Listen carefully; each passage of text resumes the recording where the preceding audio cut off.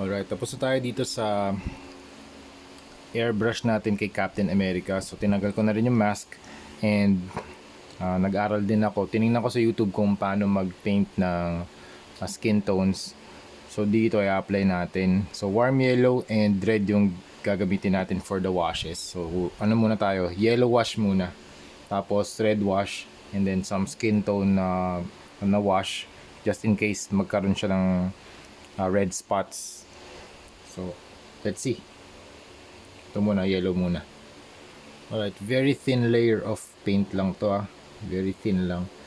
Para magkaroon lang siya ng warmth. Kasi super pale ng skin ni Captain America dito. Ayan. So, meron tayong in-apply dito na flat clear na top coat para kumapit yung paint natin. So pagkatapos nating lagyan siya ng yellow, i-wash agad natin. Dab agad natin ng ng tissue paper. Magkaroon lang siya ng warmth. Okay?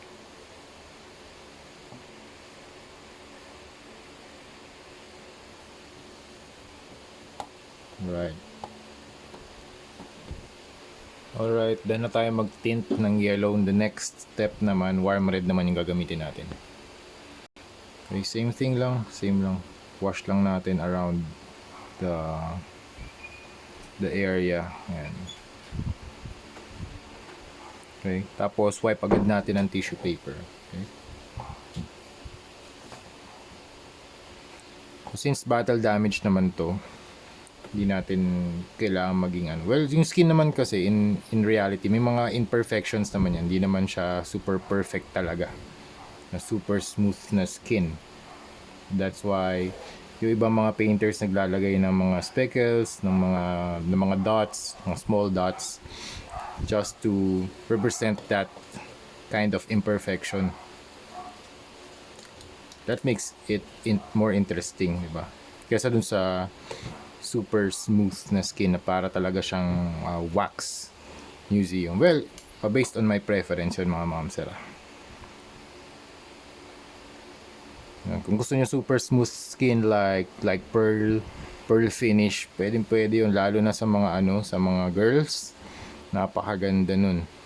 Pero this type of custom, this battle damage Captain America, yun yung gusto ko. Ito yung gusto kong gawing style dito sa painting ng skin tone. Actually, first time ko to ginagawa nag-search lang ako sa YouTube kung paano. Tapos para matutunan ko talaga siya, ina-apply ko. So ganun. Manonood ako tapos i-apply ko. Ganun yung learning method. So kanya-kanya tayong learning method on how we develop our skills. Yun yung yun yung style ko din. I watch, I research, and then I apply. Yan. So just to get this skin tone running, ito na yung ginagawa natin. Yellow and red washes pa lang yung ginagawa natin pero I can see na medyo nag-change na nga yung niya, yung skin tone niya. Yan.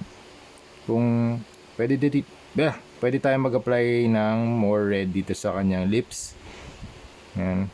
Pero very subtle lang yan. Very subtle lang. Tsaka dito sa may mata.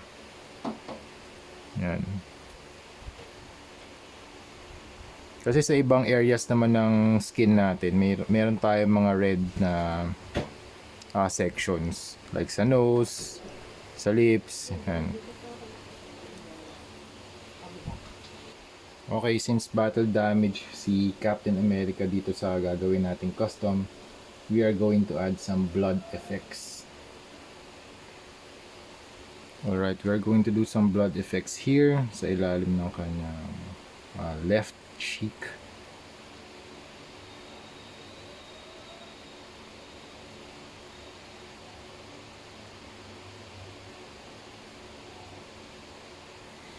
And dito sa kanyang right part ng lip.